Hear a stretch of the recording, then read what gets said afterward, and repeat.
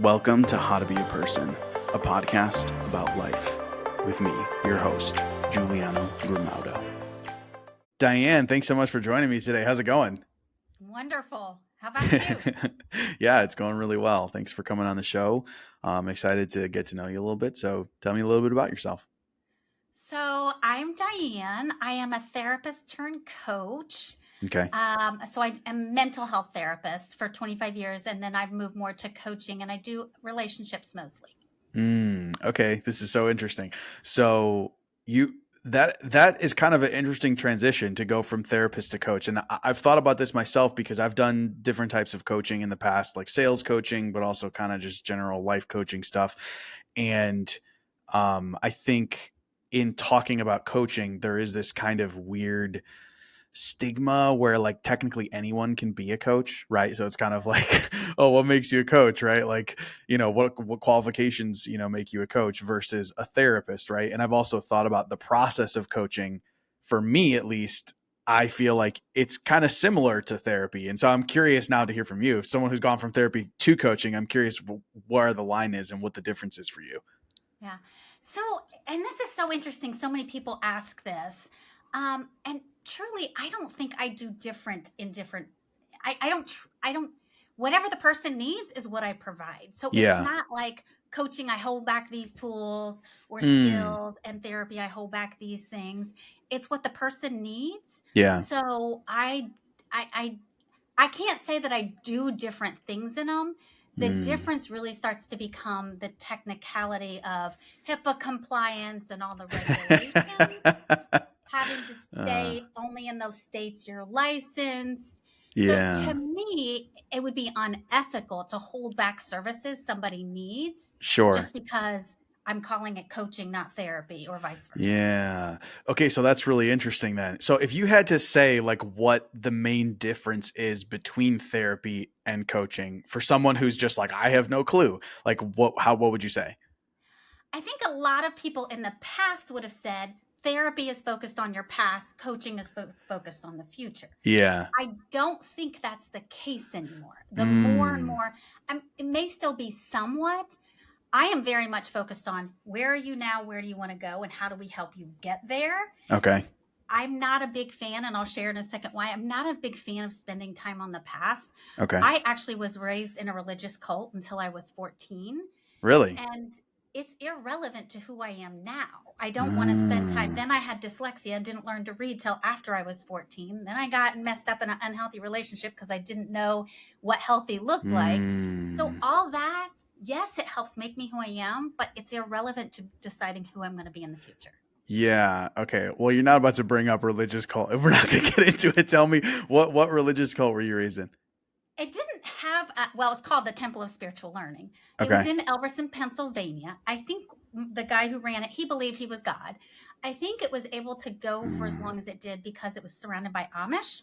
So Mm. it was surrounded by already different stuff. We were out in the middle Yeah. of nowhere in Elverson, Pennsylvania. Okay. So there wasn't people around to go, what's wrong? Why are these kids not Mm. going to public school? Like, why are they I out running see. around untaken care of?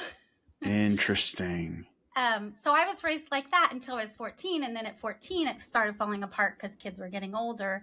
And Yeah. we moved, and I went into public school and had some serious culture shock because I had no idea how to function in public school. Sure. Wow, that's crazy. Well, okay, so I know what you said about not focusing on the past, so we don't have to. Well, it But doesn't make me who I am. So yeah. that is why I feel like your past is your past. We've all got, I'm going to say shit here. We've all got shit Yeah. from the past. Yeah. It's what we do with it, and I don't want to make it so when people come in, they're like, all this drama. Okay, but who do you want to be now? Like, Mm. so what I teach is the why doesn't matter. Why do I do this? Doesn't really matter. What do you want to do Mm. about it? Mm. We could spend Interesting. session after session trying to figure out the why, and the truth is it's Yeah. probably a combination of all these things. Yeah, and ultimately like really who cares why? Yeah. Like genuinely who cares? Because like you said, it's like, does it actually matter? And now I'm not an expert enough to be able to say it, but it's cool to hear a therapist say it because that's the truth of it. Yeah. And people may disagree because it's like if you were sexually assaulted. Yeah. Okay, that may be, that's horrible. Let's Sure. process it. Let's train your nervous system. I do a lot of nervous system work.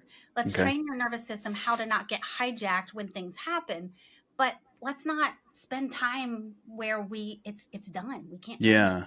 Yeah. Okay. So I'm sorry. I'm thinking back to the question when I asked you the difference between therapy and coaching. You said in the past, people would have said focusing on the past versus the present or versus the future. But how would you define it now? I think everybody would have a different take. Okay. For me, the difference is in therapy, it's a lot of times slower and more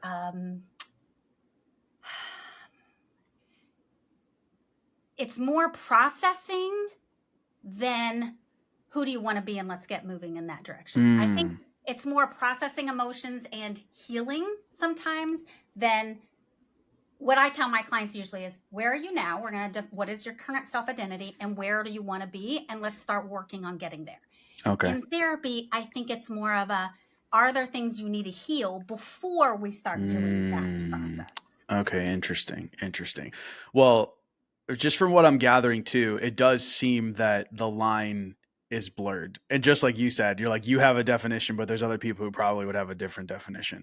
It's kind of cool, I will say, because so I've been to therapy myself and I've also done coaching. And in my head, I'm just kind of like, it almost just feels like a therapist is like this is my, like you said, everyone has a different opinion. In my opinion, it feels like a therapist or a coach is basically, or I'm sorry, a therapist is essentially like a coach but with a degree in like psychology. And that's kind of like what I've observed. And I'm not saying that like they're the same thing, but Yeah. what I mean is that like there are some people like myself, okay? I love talking to people and people love talking to me and people love like opening up to me and like at the end of a conversation people will be like this is like the best conversation I've had and they like walk away and they're like man I feel so good and I feel so like hopeful and pumped and blah blah blah. And my point is that I think coaching is something that has to be not has to be like to force people, but I just mean I think it's something that should be more respected because it is something that people like it's a skill that some people can bring to the table regardless of whether or not they have a degree. Now in your scenario obviously you were a therapist first and then you so do you still do therapy or are I you do just both. strictly coaching? Okay. Yes, I do both. And when I meet with a client, we kind of determine which one they fall in, and but they have to be in the states I'm licensed in to do therapy. Um, Interesting. but I do kind of look at what is it you're wanting. Like if it's co-parenting, that's coaching usually. That is not Mm, a therapy kind of thing. But I do co-parenting for high conflict divorces and stuff too, and mm, that is a coaching thing. It doesn't really require therapy. Um, but I would I'm with you on this. And here's the thing I think it's an emotional intelligence thing more than what you mm. call it.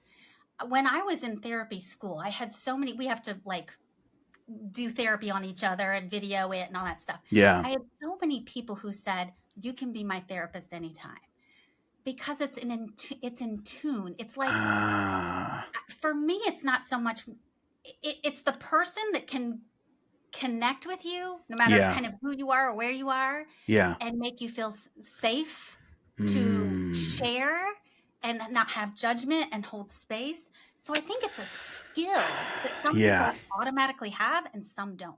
Yeah, well, I can see that. I mean, just like some people just can are like taller or shorter than other people. Hmm. Like I can see how there's things internally, right? Like your emotional intelligence would be on a similar spectrum, right? Where some Yeah. people are very emotionally intelligent, others less so. It is really interesting you say that because when I think about something like therapy, right? I'm thinking someone who went to college, who is highly educated, and there's all these rules and structure and compliance and all these things, right? So you think about this thing that's just like up in a box. Yeah. And ultimately, it's exactly what you said, where you're like, it's not even about the therapy itself. It really is about the person that you connect with because so many people say that, right? They'll be like, you go to therapy. Well, first of all, and obviously you know this, but for anybody listening, like there's so many different types of therapy. Like when you say I'm going to therapy, that means almost nothing because there's so many different types of therapy. So it's Yeah. literally meaningless. And so if you're like, I've tried therapy, and it was like, did you go to like, first of all, did you go to one person? And if you did, it's like, no, you didn't. You did not try therapy. Okay. Number one. But the other part of it is, like you said, even if you go, like, let's just set aside the different types. If you go to therapy and you feel like you didn't get out of it what you were expecting, a lot of times people be like, you got to find the right person, keep going into different Yeah. people. And it's like, that is so funny to me because, like I said, it seems like it's this very academic, structured thing, when in reality, it is more about emotion and connecting with people. Yeah. Yeah. So I actually, and I don't have it on my resource page on my website yet, but I actually had a client who asked for, and so I created a whole thing on how to interview therapists, what questions Mm, to ask before you meet so that you don't give up, because so many people will give up because they're like, I've yeah. tried therapy and it doesn't work. It's because you haven't found the person you feel safe and comfortable and can share with. And so Yeah. I created questions on that, and then questions to ask. And then my client's question was, can you also um, give me questions to help me get her to help me better? So I'm working on those, because here's what happens is I have clients that I did therapy with, and you can't, or clients I did coaching with, you're not allowed in most states to mix the two. If you Mm, started with them in therapy, you can't switch them to coaching, and you can't do coaching and switch. uh, So as a coach, I can't be their therapist. okay. So they can't bill their insurance through me. So I have a lot of people who will choose to see me as a coach and Mm, do insurance with someone else. So they're seeing both of us, and they'll see me once a month, and they'll see their therapist. uh, But they want their therapist to be more helpful. So they're like, how do I ask my therapist questions to get her to be more helpful to me? And so I'm putting wow. together that list of questions right now for my client. Wow, that's so interesting. You know, it's funny, I've thought about it this way before, and I think some people could probably be offended by this, but I don't care. Like, it's ultimately, because I've been to therapy. Okay, so I feel like I can say this is that it feels like a therapist. Like when you find the right one and it works for you, it feels like someone that you're paying to be your friend, because ultimately, like, I agree. Like, obviously, there's a lot of respect for what you've learned and what you bring to the table, but also, like you just said, a lot of it is bringing this emotional intelligence and just being there to hold space and like let you talk and like mirror things back to you and all these things. And it's like, that's what a friend is. And it's one of these things where you're like, if you actually have a lot of healthy relationships in your life, whether it's with your parents, your spouse, your friends, and you can be open with them and they're open with you and you can talk to each other and stuff like that. It's not that you don't need therapy, but my point is that like therapy is kind of like, hey, I maybe don't have this in my life, an opportunity in my life to talk this out or have someone that I can confide in. And so I'm going to pay to have a spot on my calendar to be able to do this with someone. And I think that like coaching is very similar to that, or it can be, right? Where like you said, it's almost as if like I'm thinking about me, if I was coaching someone, it's like what I'm bringing to the table. It's like, it's basically that, but like, I don't have a degree, right? That's how I feel about coaching Yeah. and when it comes to therapy. So yeah, I don't know. It's interesting how that works. Yeah. I feel almost like there's two different types. Okay. The most important thing, in my opinion, that we want is to feel like somebody gets us. Mm, So a lot of times people will say, no, it's to be loved. But no matter how much you love me, I can't feel it if I don't feel like you get me. So first I need to totally. feel like you get me. Then I can feel like you care about me. Yeah. So part of what Because also, how do you um love something you don't actually know or yes. understand? It makes sense because like someone can say they love you, and you're like, but if you don't really know me, like, what do you actually even love? You know? If you don't get me, if you don't Yeah. understand me, then I can't feel your love. Yeah. So I think there's two different parts. I think there's one part where it's like finding somebody who gets you and understands you. Yeah.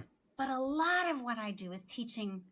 The call I had right before you, I had somebody for a meet and greet, basically. Yeah. She walked away. I write down the skills, but she walked away with what a boundary really is. It's self-action, not Mm, other people. Other people yeah. don't have to respect your boundary, you do. Yeah. And then do it from love or don't do it in your relationship. And so I wrote down 3 skills for her to start practicing. Create power sentences. So there's having someone who gets you, but there's also someone who has skills and Yeah. neuroscience. And so I feel like it's a marrying of them both, Yeah, where absolutely. somebody gets me. And I mean, she was like, I'm blown away. Like, these are so great, Mm, because so much of the time we feel powerless waiting for someone else to change. And what I teach is take the power back and stop waiting for someone else yeah. to change. In this scenario that you're just talking about, was that for coaching or was that for therapy? Coaching. Okay. Okay. Yeah. Sorry, But I I just would have asked done because I don't know. It's hard to know, right? You're like, wait, are you talking about therapy or coaching right now? Yeah. And I would have done the same thing for therapy, though. I would have, because what I said was, Yeah. what is your big issues right now? I want to Yeah. give you 3 skills to walk away with to start working and making changes. I would have done the So same thing in interesting. therapy. So interesting. Yeah. Well, first of all, something that popped in my head while you were talking, because I did a workshop on boundaries one time. And like, that's like the biggest thing that people don't understand about boundaries is that they think that like they're setting rules for other people. And it's like, no, like you're setting rules for yourself, right? Like, I love that you said that.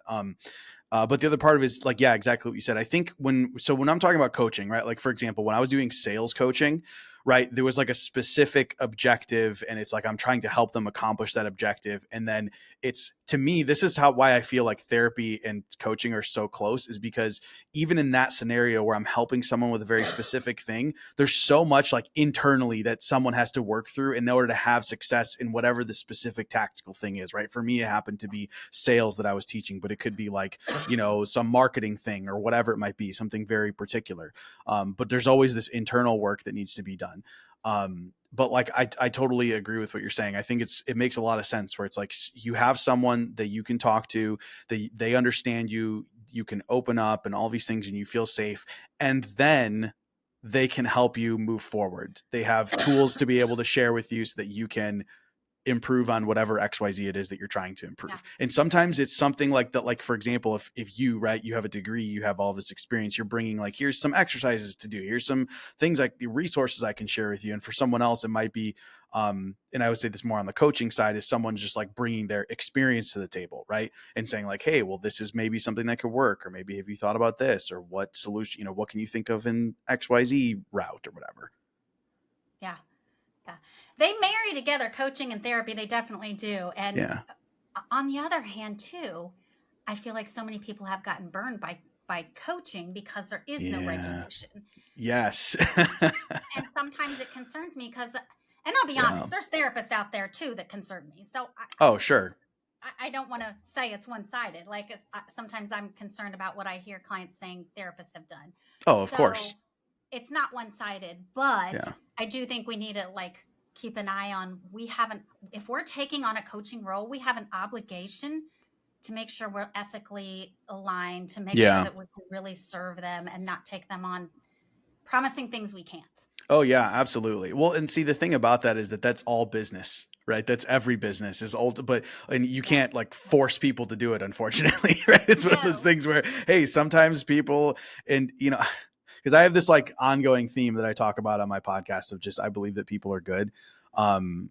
and so even in those scenarios, I'm like, I don't know, maybe they're just trying to make something work, and they think they have to do XYZ to make something happen, or they're doing the best they can with whatever they've got at the time. But I the point is that not everybody is gonna operate in the most ethical way possible. Yeah. But that doesn't mean that like the whole thing is bad. And I think, like you said, it's true with therapists as well. What did we just say? How many people go to therapy and like therapy doesn't work? And it's Yeah. like that's interesting. Like Yeah. And there is research studies that actually show that therapy a lot of times doesn't work long term. Like, does it change our behavior long Oh. term? And there's actually studies that say a lot of times it doesn't. And so we do Mm, want to make sure we're not just doing the paid friend thing. And I personally interesting. will not let my clients do that. And I will tell them, I'm not a paid friend. I'm not willing to do that. I need to Yeah. feel like what I'm giving you is changing things, or it's Mm, not working.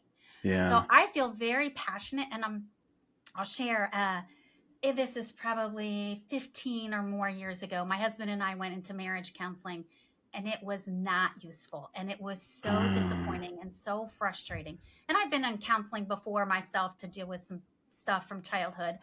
But it was so frustrating that I made a commitment to myself that I will never do that. I will not keep seeing somebody and not see improvements.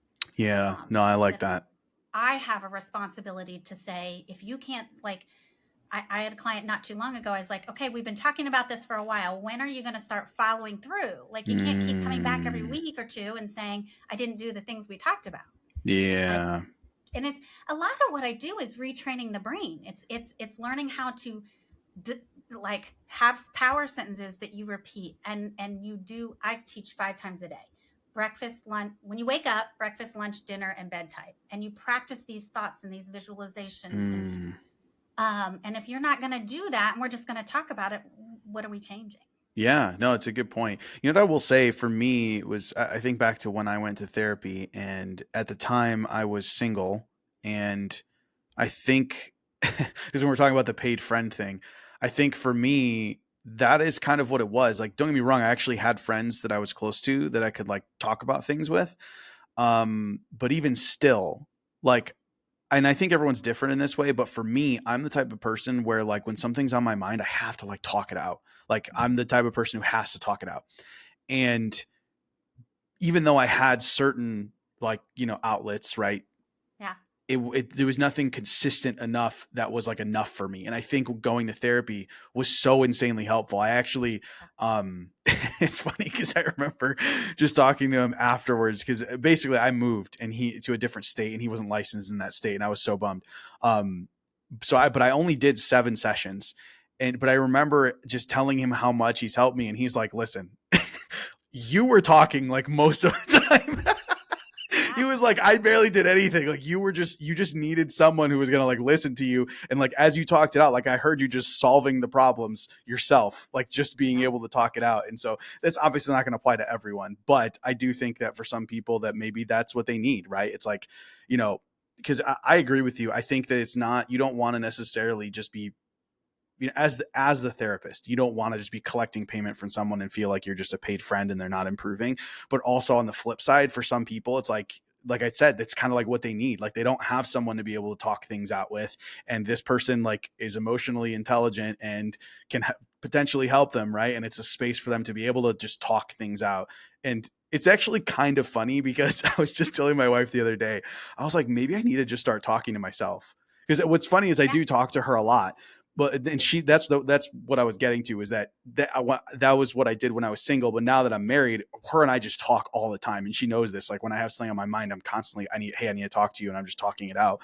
Um, but there was a point where I was getting to here. I forgot now. Sorry, No, whatever you were gonna say. a paid friend, being a paid friend can be useful. Yeah. My point I want to say to that, because you're right, it can be, but here's the difference. If you feel like it's useful, you want to Yep. make sure, like, and that's what someone actually had to call me out on, another therapist, because I said, I feel like this person isn't improving. This was back when I did more therapy. Yeah. And she said, but if it's helping them, if they think it's helpful, that's what matters. Like, just Yeah. because they're not improving the way you want them to doesn't mean it's not benefiting them. Yeah, it's true. And also, well, I mean, you'd probably be able to tell this as a therapist, but also it's like maybe there are improvements that are happening internally that aren't Yes. able to be seen. Yeah. And her point was, if you're stopping her from being suicidal and taking her life, maybe that's all your job is right now. Like, maybe it's Yeah. not to get her functioning more, it's just to keep her safe Yeah. in this moment. Yeah. It's a great point. It's a great point. Oh, yeah. That's what I was saying before, was just about talking to myself. I was like, maybe I should just start talking to myself because, like, that's really, I just need to talk it out, but I feel self conscious just talking to me. Like, it's weird to, Yeah. like, just be talking, like, the way I'm talking to you right now. That's how I need Yeah. to talk things out. But I'm like, can I just do that to myself? That feels weird. You totally can. And here's what I do. I go for a drive and do it. So I intentionally Mm, I use my drive time as my God time and my time. And I mm. literally will talk out what I'm doing, where I'm going, the time I'm spending on LinkedIn, who I'm connecting with. I literally will talk to myself like I'm talking to someone else, because I Interesting. am a verbal processor. I need to hear it. Interesting. Reading it doesn't do it. Typing it in the computer doesn't do it. But when I go driving, or sometimes I will pretend I'm on my phone. I'll have my headphones down when I'm running, so Yeah. it looks like I'm talking, and I will process out my day. That's a good And way to do it. I feel like I almost have to fake like I'm talking to someone, like have my AirPod in or something like that, as if I'm yeah, talking to somebody, just to not feel self conscious about it. Man, that's pretty interesting. I find it so powerful. That is one of my. I don't go to therapy, but that's what I would use it for if I did. Yeah. I'm with Yeah. you. I need to talk it out. And when I talk to my husband, what I find is he wants to give me advice and help fix things. And I'm like, I Mm. don't want fixed. I just want to think it through. Yeah, yeah. Hey, it's Giuliano. I'm just popping in here to say how much I appreciate you being here listening and that I hope you're enjoying the show. The more support that the show gets, the more episodes can be produced. If you can only support by sharing it with others or leaving a review, I appreciate that so much. But if you're the type of person who would like to support the show directly, you can do so by visiting howtobeaperson.co and click support the show, or just click the link in the show notes. Every bit of support means the world to me, and no matter how you choose to support the show, I appreciate you being here listening. I love what I do, and it's because of people like you who listen to the show that I get to keep doing it. Thanks again so much for being here. All right, back to the episode. So you said that, did you say that you primarily do relationship coaching? Yes. Okay, Yes. tell me about it. So through my own experiences, what I started learning was a lot of what is taught to people in relationships. And I have this all the time where people will text because they text me to reach out a lot of times. People will text and say, I'm having communication issues in my relationship. What I started learning is it's not communication issues, in my opinion. Most of Okay. us know how to communicate. We've learned the tools, we've been taught, we listened to podcasts, we've read the books.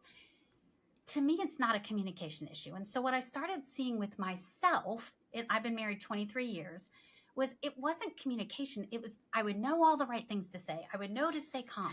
But what would happen is my brain would get hijacked and I would feel unsafe. Mm. So my nervous system would say danger, danger. So this is what I started to see is my nervous system would tell me my partner was in the danger. He was the enemy, and I would Mm. attack, or I would shut down, or I would leave, literally get in the car and leave, um, because my nervous system didn't feel safe. So we know, most of us know the right tools. We know the skills we need to do, but when the time happens, Mm. our brain gets hijacked and we're like danger, danger, and we attack the person or we shut down and don't talk at all. And so what I do a lot of work with people on is the people who already know the skills. I teach them more skills, but the focus is really on starting to understand that your brain has gotten hijacked. And what I Mm. teach is the brain to heart code. It's basically the connection between your heart and your brain and how to stay grounded, connected, create your own safety. A lot of times we want our partner to make us feel safe. We want them Yeah. to say it's okay. We want them to reassure us. We want them to make us feel safe, and they can't. It's our job. Mm. So I teach people how to create their own safety. And this comes from my own experience, starting to Yeah. watch what was happening with me when I would, and I would know, I would be like, I'd promise myself, I'm not going to fight. I'm not going to fight. I'd get back into the same fight. Mm. And so I had to learn how to anchor myself and feel safe in myself before I could use the skills. Yeah. I have a question. When you say brain to heart, are you using those metaphorically or figuratively? Uh, figured both. I think both. Figuratively, so it literally is connecting your brain and your heart. So our Like I'm heart saying like has is there a physical connection between your brain and your heart that you're talking about? That's what I'm asking. not really, but yes. Okay, So okay. let me explain. So our gut has its own nervous system, right? Our Like we gut, you're have a saying. gut instinct, our gut has its own Yeah, nervous yeah. system. Our heart also has its own nervous system. So Mm. our gut nervous system and our heart nervous system connect to our brain nervous system. Yeah. And so our heart can pump without our brain saying pump. It's got its own nervous system happening. Mm. So I teach us how to connect the gut nervous system, the heart nervous system, and the brain nervous system and feel safe. Mm. So it's like, what's Interesting. happening with your heart? How do we connect to that inner, like, do you feel safe? Do you not? And here's what I teach. And I know it sounds a little bizarre. I teach naming your brain and talking to your brain, and naming and acceptance and commitment therapy teaches that, and naming your heart Really? if you feel like it, and talking to your heart, soothing your heart. Huh. That's And so pretty you're interesting. connecting your visceral reactions together. Yeah, that's pretty interesting. Um, one thing I liked about what you said was the fact that like sometimes we rely on our partner to make us feel something right in Yeah. particular, Yeah.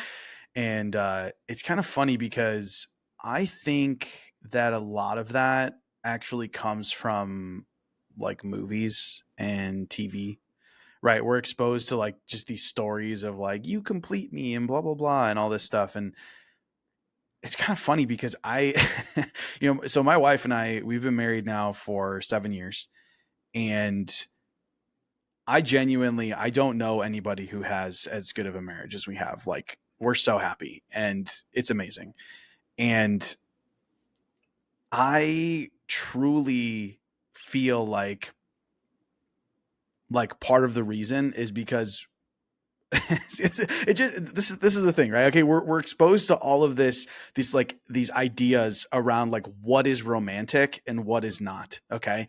And to be like independent and like you don't need anyone sounds anti-romantic, but it's actually super romantic because the fact that I don't need you, but I also choose you over and over again Yes. is like so romantic, right? Uh-huh.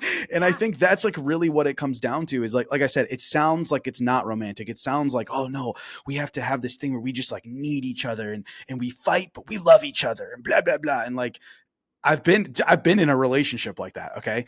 Mhm. And I'm telling you, it's like this is like 100 times better. And Yeah. like it's like when you realize that it's no one else's responsibility to fulfill your emotional needs but your own, Yes. it completely changes your entire life. Yeah. Yeah. 100%. When you take ownership of your happiness, you can make requests of someone else, but your happiness is not based off of them behaving a certain way. You have freedom. Mm, yeah. And so it's That this freedom of I get to choose my mood and energy no matter what they do. mm. Well, and so this is what I'm curious of then is do you feel like that's a choice that people can make, or do you think that it's this nervous system like rewiring thing that you're talking? Well, I mean, obviously that's what you do, but I'm just curious. Like, do you feel Yeah. like this is something where that people can go into it, or like they have to do this sort of rewiring thing? I think it's a choice you can make, but I think to keep it there, you need to rewire. So Hmm. we know that we have neuropaths. So in our brain, we have neuropaths. It's kind of like you Yeah. walk outside the same path every day, you beat a path. We Yeah. have neuropaths in our brain. We have Hmm. to create new neuropaths. So as we Mm. sleep, the old neuropath will cover up and we start creating this new neuropath. Yeah. So I literally explain this to my clients as you start changing things and changing the way you look at the world and changing the way you think about the world and your relationship, your neuropath, you will start creating a new one. But you will go back to the old one. It doesn't mean anything's gone wrong. And slowly over time, it'll get easier to bring yourself to the new neuropath and you'll stay there longer. And so Mm. eventually, this will become your new neuropath. But you have to train that. So, yes, it's a Uh, choice, but you have to train it for it to yeah. stick. Yeah. So, insight is not the solution alone. So, Mm. insight that I can own my life, that I can make my own decisions, that it's good for me, that insight alone will not make the changes in my brain. Mm. Does It that makes make sense. Yeah, no, sense? it totally makes sense because, like you said, I've heard that before about the neural pathways and that, um, it's exactly what you said. Where like if you stop walking down a path, then slowly it'll grow over again, and it would be Yeah. harder to actually go down that path than the new one that you like you said you've beaten. Yes. It makes so much sense. So, what does that look like then when someone is like working with you to do this rewiring that you're talking about? Like, what does the process look like? So a lot of times what I start with is what's your current self-identity? And then where do you want to be? How do you want to be as a partner? How do you want to show up? How do you want to interact? And then we start creating power sentences based off of that. And then we Mm, start practicing them so you can stay in that space. So when your brain wants to hijack you and say, never mind, he's not worth it, he's just a pig, then you have a sentence that says, no, we're not going there. It's about me and who I want to be. And this is, and so you have a sentence that goes back to that brings you back into that neuropath you want to be in. So the okay. minute your brain starts to get hijacked and you start going down a path that's unhealthy, you have a sentence to pull you back into the new way of thinking. That makes sense. I also have to comment on the fact that we're talking about relationships, and the very first step is yourself. Yes. Right? It's like, what do you want? What do you want to be? Like, who do you want to be in this relationship? I think it's so easy. I mean, obviously, this is like the same thing we were essentially just saying, where you're relying on your partner to fulfill your emotional needs, And that's part of the problem, right? Yeah. And when you realize that it is up to you to fill your own emotional needs, and the way your relationship, see, that's the part I think that's hard for people, is because a relationship is two people, right? And so it's easy to be like, well, I know I want to be happy. Like, I want to be happy and I don't want to fight, right? Just like what you were saying before. You're like, no, I'm not going to fight. I'm not going to fight. And then you end up fighting. It's one of these things where like, oh, clearly I want to be happy and I want to fight. So I'm not the problem. I know a lot of people, right, who will blame their spouse like over and over again for the fights that they have, and like refuse to see what they are doing to contribute to this fight that is happening. And so I think it's really interesting, like the very first step, in my opinion, if your relationship is not where you want it to be, is like almost forget about the other person.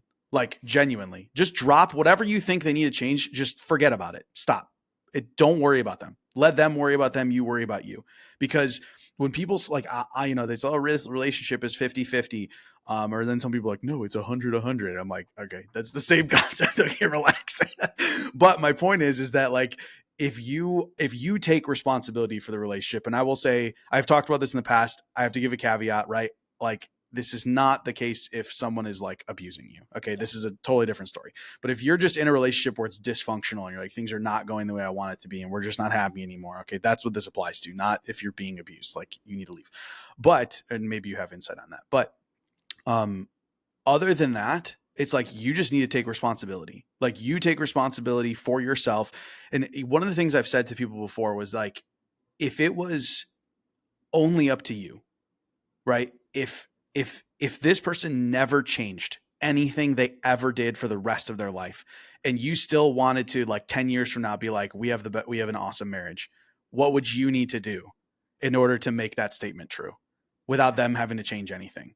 And it's like, well, that's what's going to bring you there, because ultimately, like, you can't be relying on the other person for you to have a happy relationship. Because even if, this is what's so funny, is people can have be in the same experience and have a different experience, right? Mm-hmm. So like, the relationship being good is ultimately just your perspective or the other person's perspective. Like, how many people think, oh, like, I'm in a happy marriage, and the person like leaves them, right? It's like, a good relationship is just your perspective of the relationship.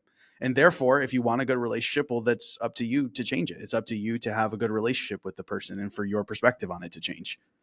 Yeah. 100%. And there's things people need to learn how to be able to do that. So, one of the things I teach people to help them with understanding that is, your emotions don't jump out of you and into them. So when you're angry at them, you think you're punishing them a lot of times. You're not. You're only damaging your relationship with you because you're lowering Mm, your energy. So mm, that's what the whole idea of helping them figure out who they want to be in the relationship. How do I want to show up? Who do I want to be? So I teach basic things, in addition to to grounding yourself and anchoring yourself and rewiring, is really just like, always come from love. If you can't come from love, don't be doing it. Like, go and get mm. yourself in order before you address anything going on with them. The other thing is, it takes two to fight. There is no fight if you don't engage in it. And so, how do you want to show up? If you don't want to fight, then stop fighting. You're not And let's wrong. figure out how to do that. You're not wrong. It's so funny because, like I said, there's always this like blame on the other partner, and it's Yeah. ultimately like, if you did not fight with them, there would be no fight. Yeah. So, and I found that, and I didn't do this right in my marriage when I did do it. But when I started understanding that, I would tell my husband, I'm not going to talk to you right now, because if I do, I'm going to say really mean things. Mm, And so I just wouldn't talk to him. And that, I needed to do it better. I know now that what I would have liked to have done is be like, I love you. I love me. We'll be okay. Right now, I can't talk to you. So I mm, would have reassured him more. And when I started doing this, he was like, you can't do that. You can't just decide not to talk. And I was like, oh, yeah, I can. mm. I didn't do it the way I would do it now. Yeah, But yeah. that's what I was teaching myself, was, if I engage right now, I will say mean things I can't take back. Mm, So I know that I need to, what I teach now is, for you, it's our responsibility to say, hey, I need to stop right now. Let's restart in 20 minutes, or I'll come talk to you in 20 minutes.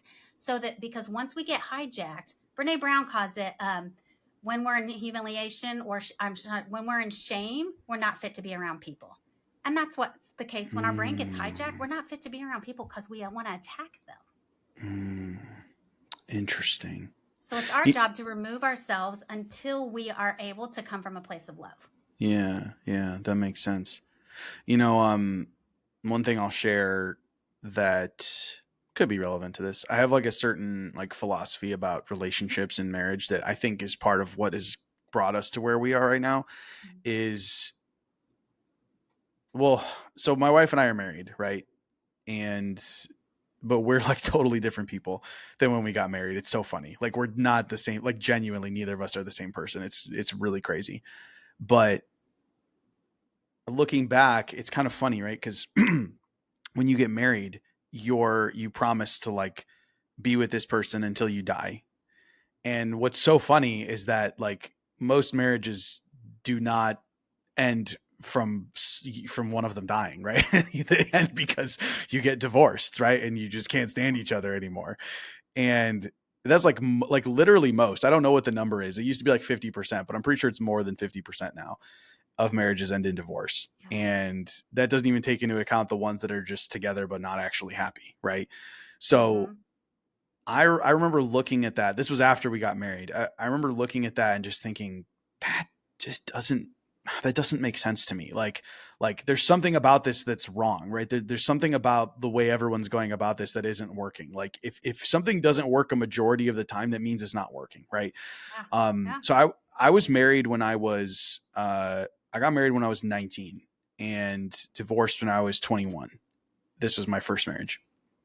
And it was after that that I kind of like it started questioning everything that I like thought, because it just, you get married and divorced within 2 years. Like that's crazy, right? So, when I met my now wife, I remember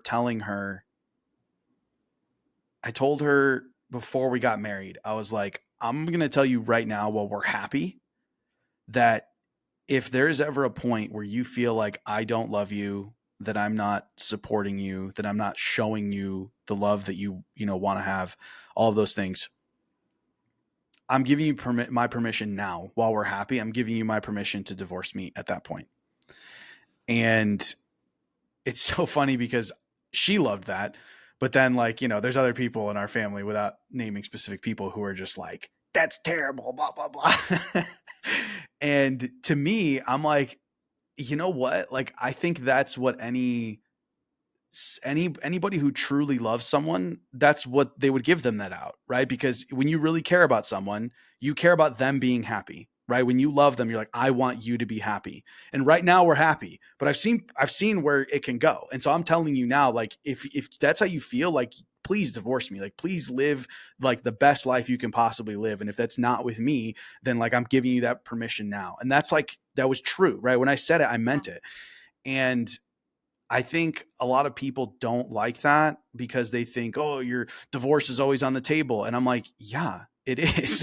First of all, pretending like it's not is stupid, right? Everyone goes, I'm going to be with you till I die. It's like, I'm sorry. Statistics say that is not true, which means majority of people get divorced, which means, of course, it's on the table, right? Of course, it's on the Yeah. table. And like pretending it's not isn't helping anybody. And to me, I feel like and this might be like not even a conscious thing, but when people say till death do us part and they get married that way, again, this is not conscious, but they go, I won. I have my person now. And again, I'm not saying that people are thinking this consciously, but Yeah. they don't have to do anything else, right? Because they go, I've got my person.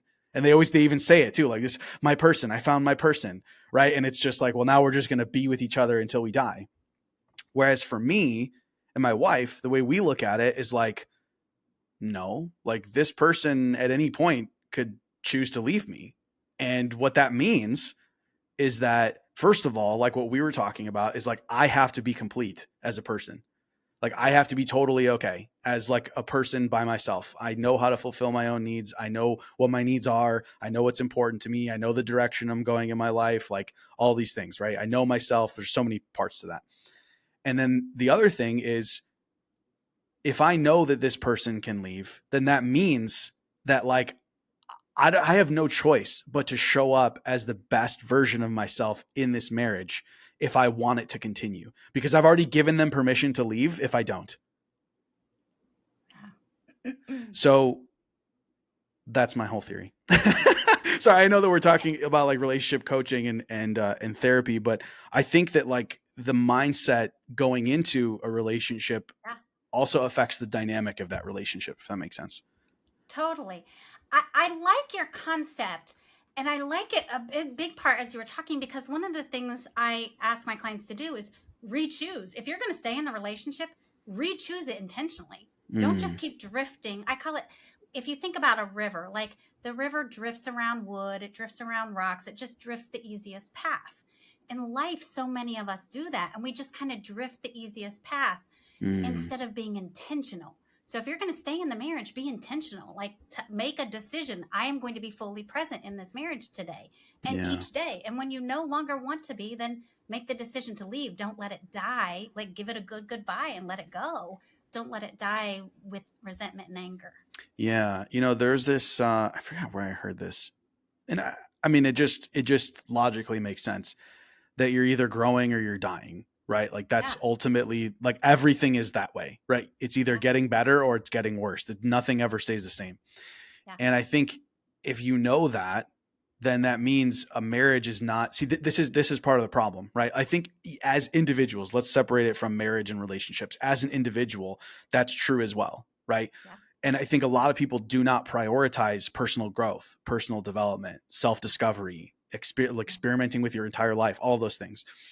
And if you don't approach life that way, then why would you approach a relationship that way, right? Yeah. Again, you get married and you're like, done, and then you just live your life, and it's like that is not what a relationship is, right? If you know that everything follows this rule that it's either growing or dying, then you need to be working to improve your Growing. relationship constantly. Otherwise, which direction is it going in, Yeah.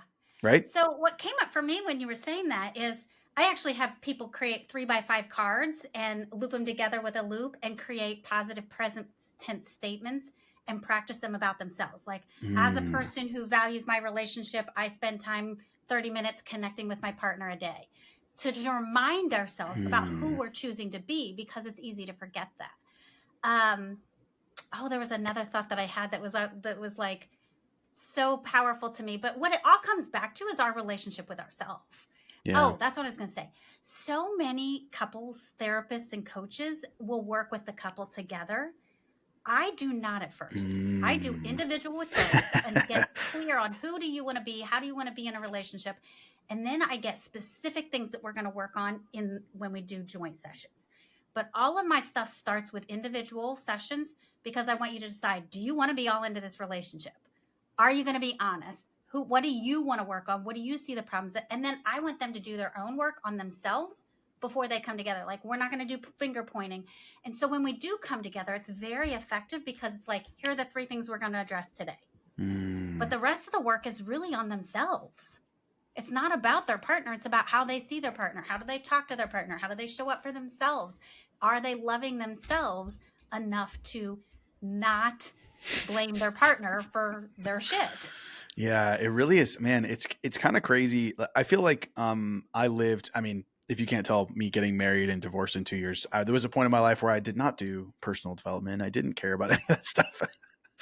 And it's funny how much of life comes back to that. Like so much, like, cause like, just like what you were saying, it's like, it's not even about the two of you together. It's actually about you guys as individuals and who you're being. And that's not just true in relationships. It's true in like everything in your life. And so it just shows like how important it is. And I think there is a little bit of like, what's the word? It's almost like it's I don't want to say overplayed, or like just people talk about personal development as if it's just this like, oh yeah, this thing, I just do personal development, whatever.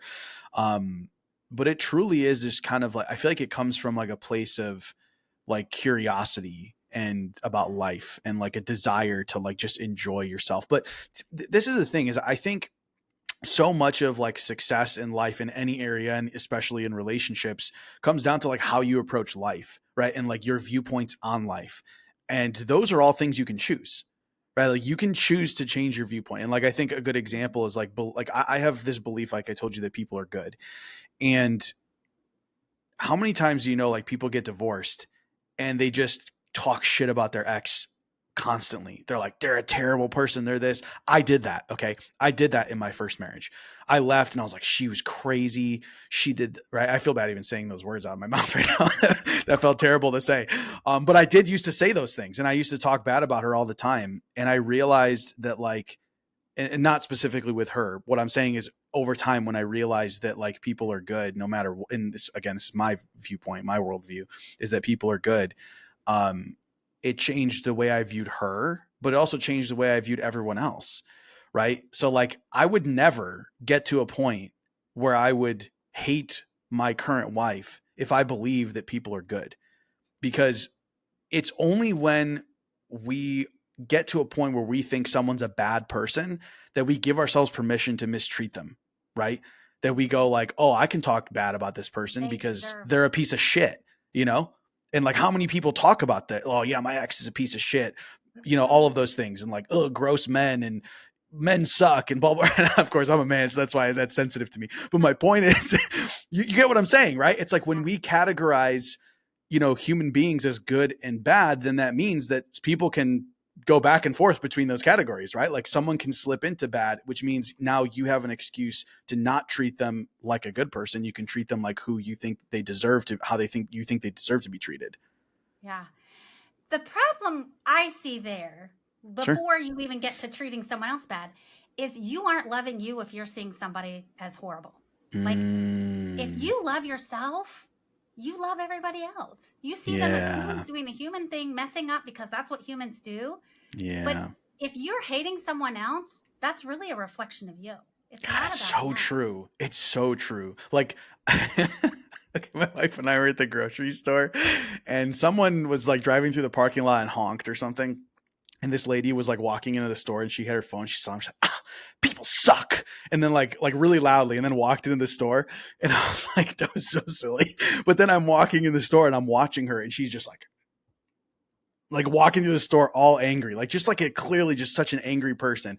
And it just was so funny because she felt so strongly about this other person not being a good person that she had to, like, yell out loud, not even to the person, just exclaim to anyone nearby that people suck. Yet that's who she was being, right? She was walking through the store with this, like, scowl on her face, just angry, and like, like, it's, my point is that, like, you're exactly right. Like, that belief of, like, believing that people are good, it ultimately, like, it's what we talked about. It always comes back to yourself. It's like, Yes. do you believe that you are good? And it's like, because Yeah. if you do, and if you believe that you are inherently, innately, that, like, your tendency is to do good, then, like, it's easy then to adopt that idea of other people. Yeah. And you can have compassion because they're having a rough day if they're acting a fool. You're just like, oh, they Yeah. must be having a really shitty day. You Yes. can, No, it's a great point, because, like, let's say there is someone, like, let's say it's not a stranger, it's someone, they're a good person, and they act completely out of character with you. You're like, whoa, what just happened? So and so is such a good person. Something must be going on in their life, something this, something that, because you know that person, right?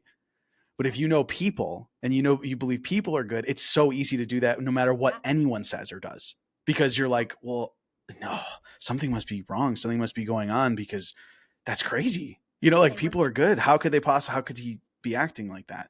they must And be having a hard time. yeah. I want to bring this back to the idea of toxic people and narcissism. I felt those two things that people throwing around, they're narcissistic and they're toxic. Yes. I feel like that comes to the same place where if you love yourself, you don't see someone else as toxic and Yep. narcissistic. Now, what I do think, and I've seen a lot, is a lot of times people will say someone's toxic because they don't have good boundaries. So they blame the other person. Mm, So it's easy for me to say you're toxic because I don't have good, healthy boundaries and I don't like yeah. sticking to them. So I'm mad at you that I have to be the bad guy and stick to my boundaries or else I feel guilty. Ah, interesting.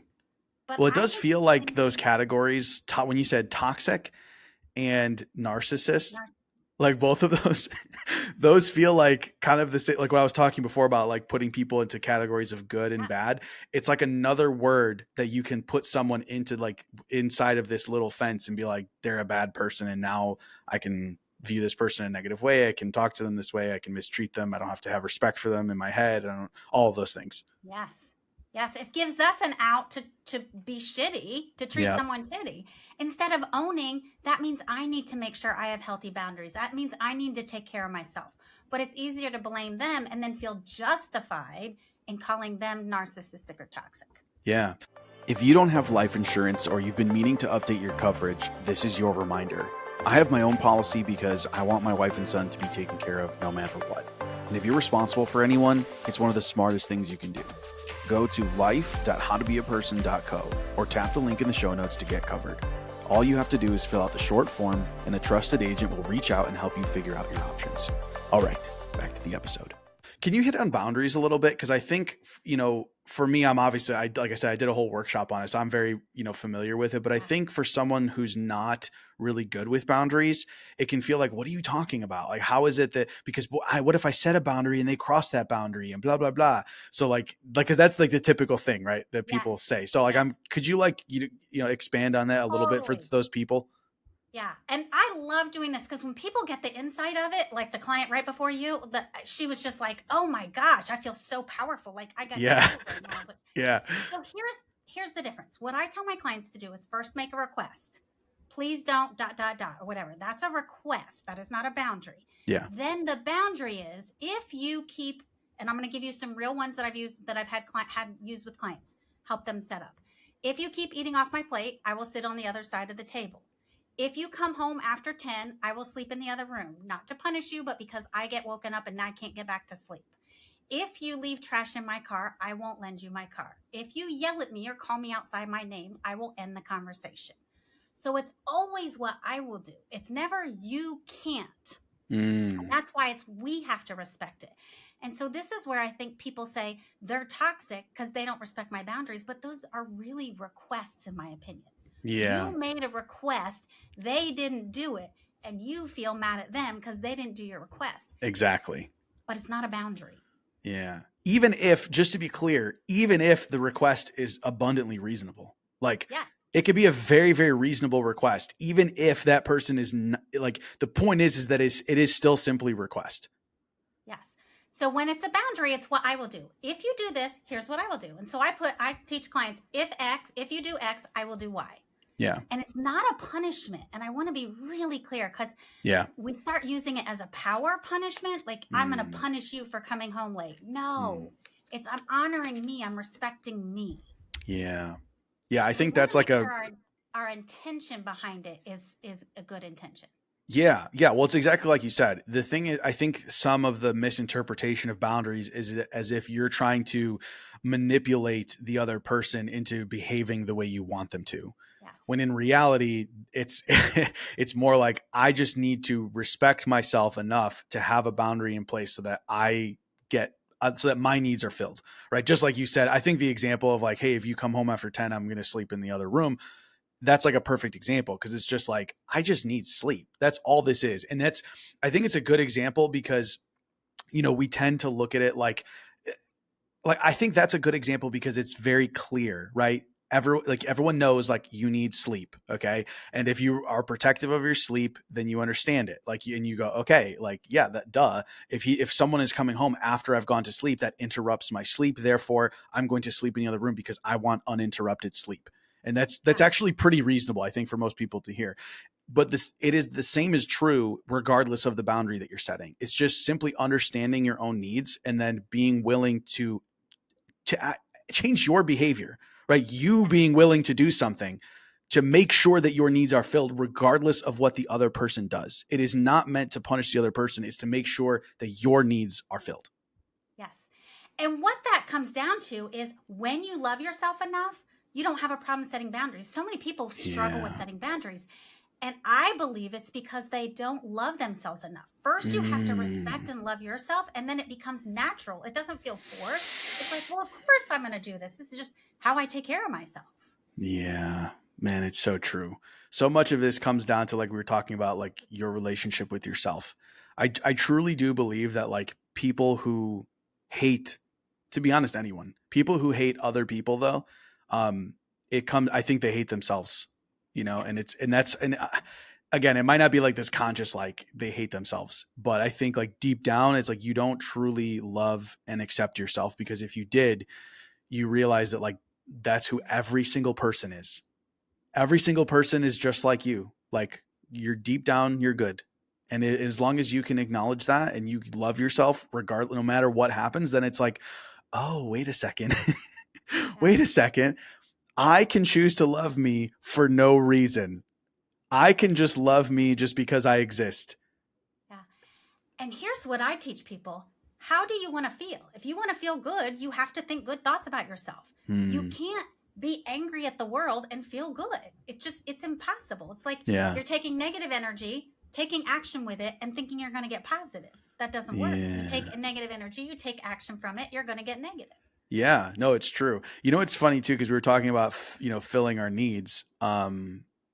It sounds kind of silly, and this isn't to downplay relationships because I love being in a relationship, but like when you talk about filling your own needs, it's like, well, I want to be loved. It's like, okay, so love yourself. Like, Yeah. and I think Yeah. it's funny because it sounds like an oversimplification, but it is true that when you love yourself, this is what's so strange. I've talked about this before. We as human beings, and I know that there's terms for all of this, but I'm just saying, like, we have this ability to like separate ourselves from ourselves. It's kind of weird. It's almost as if we are two things. Like we think we're just one thing, but we're actually like two. And like loving yourself, if you make that choice to love yourself, you will feel loved. Right. So it's like almost as if you are giving the love, but you are also receiving it, as if you are two separate things. And I don't really know how to put that into words other than that, but the point is that you can feel loved if you love yourself. And I think as you start to make decisions and take action and do things to fill your own needs, you start to realize that. And you start to realize, like, wait a second, I can fill my own needs. I can feel exactly how I want to feel, regardless of what anyone else does. And like that is the healthiest place to approach a relationship with anyone, whether it's a friendship or a family member or a romantic relationship. That is the healthiest place to approach it from. Is that, again, it's funny, it sounds like an asshole, but it's like, I don't need you, right? I am complete as a I person on choose my you. own. Yeah. Exactly. Exactly. Yeah. The beginning sounds like an asshole. The end sounds like, oh, that's romantic. Because I that's the choose truth of you. I it. don't need. I think that is very powerful. I love that place to come from. Is I choose you. I don't need you, because then every day I choose you. It is a choice. It's not. I'm not being a victim to because I got married. I have to stay. I'm Yeah. choosing this. Yeah. I want to go back to what you were saying because being the lover and the lovee is so hard that I have a skill that I work with people on because Mm. we are the lover of the self ourself and we are the lovee. We are the one receiving it. Yeah. And it is so hard to be the one receiving and giving. So a lot of times what I'll have clients do is think about the person they love the most and think all those loving thoughts. What would they say? How would they talk to them? Mm. And then put it on themselves Mm. because it is really hard to be the one giving ourselves love when we think about ourselves until we learn how. Mm. You know what's funny? It just dawned on me because I've talked about this like honestly so many times, but it just hit me right now, was that when I went to therapy, I've like claimed for a very long time that this was the most important thing, and it's funny how much it ties into what we're talking about right now. Was I did this one exercise, and it was called "I Like Myself for Being," and it was basically like that phrase was written 10 times on a piece of paper, and I had to finish the sentence. And like, I usually will write something else. It'd be like, I like myself for being funny. I love making Mhm. people laugh. Right. So that's like how I would fill it out. And there were 10 slots, and it was like, you have to fill in all 10 of them. And I could maybe do like one or two. And then you're kind of like, I mean, at least now I can do. Okay. So I do this exercise now. I still do it like once a month because it just completely changed everything for me. Yeah. But I would do it, and it was like you do one and you're like, I don't know, like two maybe. But you have to fill in all 10, and you have to like force yourself to think about why you like yourself. Mhm.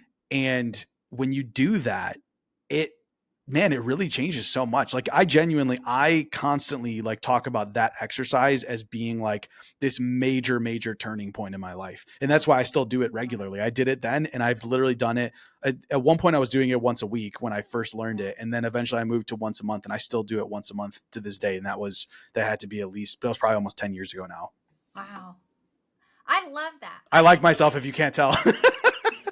I but we have to. If we Yeah. don't love ourselves, and then how can we expect someone else to love us if we don't love ourselves and we don't know why we love ourselves? Like we have Mm, to know ourselves. You said at the beginning or toward the beginning, you can't love what you don't know. You have yeah. to know yourself to love Ooh, yourself. so good. That was so good because that's the truth of it. So we were talking about each other, but it's the same with yourself. Oh man, that's so good. That is so good. Yeah, I use the analogy. I say, with new clients, I'll be like, if we're walking down the street and you go, "Oh, I love that Ferrari," and I'm like, "Hey, take the Ferrari," but I don't own it. Can I give it to you? No. No. I have to own love to give you love. Mm, And I think that's where most relationships are falling short. We don't own it, but we're trying to give it, but we don't own it. yeah. Man, it's so funny how everything comes back to yourself. I really do. It's funny. I've been talking about this with other people that I believe that, it's easy to look out around at what's going on in the world and be like, those people suck and this people's causing this problem and, eat the rich and blah, blah, blah, and all this stuff. And it's like, I really believe that if every person just focused on themselves, that like the world would be such an amazing place. I mean, first of all, the world is already fucking amazing. Okay. Let me be clear. Like the what you see on news and social media is not the world. Okay. It's like literally if you were to scrape the burned stuff at the bottom of the pan, right? And you're like, here, this is what I made today. You'd be like, that's clearly not what the meal was, right? Like the meal was everything else that was in there, but you just happen to scrape the shit off the bottom, and that's what you're saying you made. That's like what the news is and what social media is. It's like you're seeing the absolute worst part of this entire meal that was made today, right? Which was the entire world and all of these beautiful and amazing things. That being said, that stuff is still there. And so my point is that if we were able to, I think if everyone focused on themselves, and this isn't a selfish thing, right? This is like what we're talking about is like loving yourself, because when you are able to be the best version of you, you're able to love everyone around you. You're able to bring energy to what you do. You're able to make a better impact, a more positive impact, a bigger impact. And it's like, that's like the solution to everything, right? If every person did that, it's like, those all the things that people complain about, it's like they just wouldn't exist. Yeah. And what you're talking about right there, a simplified version, is fill your cup up so full it overflows onto everyone else. Mm. So that when you walk around, and I pray with my kids every day, I drive them to school, and that's one of my prayers is that they shine God's love to everybody they come in contact with. When you're full of love, you just shine it out. Yeah. Yeah. It's so And true. so you're like shining a flashlight of love everywhere you go. And so what you see is love. Yeah, yeah. Well, yeah, no, it is kind of funny the parallels between like romantic relationships, but also just the world in general, right? That it's like we're so focused on what other people are doing wrong. We're so focused on like how we've been mistreated. We're so focused on all of those things, when in reality, it's like the solution, it seems, is always simply to turn inward and to focus on yourself. And if everyone was able to have that perspective, it's like, then, who knows what we could accomplish. But Yeah. I don't think we just solved the world's problems on this podcast. I mean, if everyone heard it, that'd be great, then maybe we would.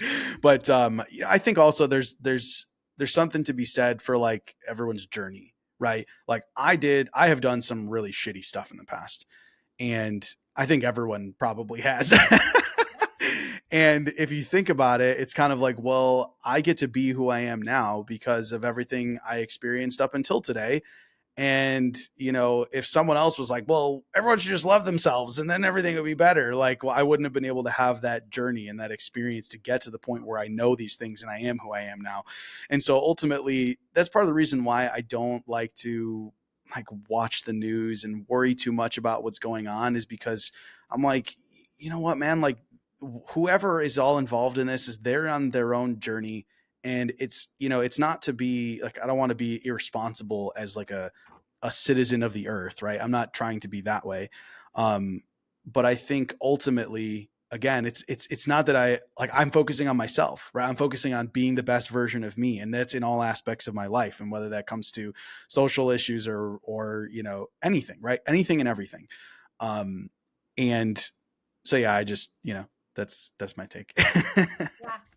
I'm with you. I have actually had one client who told me I was irresponsible for not watching the news and stuff. Mm, I can't. I'm highly sensitive. mm. And I'm going to say this was before I got married 25 years ago. I don't know what year it was. I watched the news before I was getting ready to go to work. I had just graduated, and 747 had gone down. There was fires in California, and I literally could not go to work and sat on the couch and cried for all the people that were hurting in the world.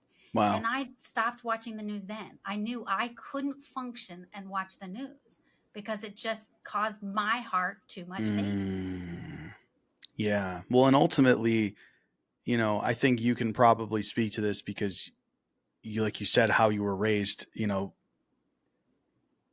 we all go through things, but I think when you get to a point in your life where you feel like it's not affecting, like it doesn't have this like terrible effect on you anymore. You come to like appreciate that experience. And because again, if you love yourself, you have to admit that who you are is a result of everything you've been and everything you've Mhm. experienced up until right now. And if that's the case, then it's like, well, would I want to have not experienced those things? I don't know, right? I can objectively say, no, that was bad because I don't want to experience those things right in the moment. You don't want to. But again, I love who I am right now. And everything I am is everything, like I said, a sum total of everything I've experienced. So my point is that when I see things happening that I am like, man, I really wish that wasn't happening or that's sad or whatever, I think ultimately I go, but whatever's happening is like, that's part of that person's story. That's part of that person's journey and it's not mine. And you know what? Maybe 20 years from now, that person is going to look back and be grateful for that experience they had. I'm not saying they will, but maybe they will. And maybe Yeah. they'll be able to make a positive impact because they Yes. went through that experience. And so I'm like, it's not my place to, right? If I have influence over something, of course I'm going to change it because I don't want to cause harm to people. But if I don't have influence over it, then that's the best I can hope for, right? Is that Yeah. maybe that's just a part of that person's story that is going to then positively impact themselves and other people in the future. Yeah. And that's up to that person. And that's where it becomes Yeah. our, like we can take this horrible situation and we can make it change our lives and others, or we can choose not to. Yeah. Yeah. So, Diane, I feel like we talked about so many different things. I feel like we went to places I was not expecting this conversation to go. I really, really appreciate you coming on. For anybody that's listening that wants to work with you or wants to connect with you and learn more or whatever it might be, how can they do so? powerful question. My website is powerfulquestions with an S coaching.com. I think questions are the most important thing that we can do. And so that is the name, Powerful Questions with an S coaching.com. And then there's a work with me tab. And under that, you can take a free quiz on learning how your brain gets hijacked. And then there's a video to work with on how to stop letting your brain get hijacked. Okay. Awesome. Well, obviously I feel like we had a great conversation. So I'm hoping anyone who listens, if they feel like they resonated with some of the things you said, I definitely encourage them to go check it out. Diane, thank you so much for coming on. This was such a great conversation. I appreciate you. And I hope you have a great rest of your day. Thank you. Thanks for being here. If you enjoyed this episode, please leave a review or share it with someone who'd appreciate it. For everything I have to offer, visit howtobeaperson.co.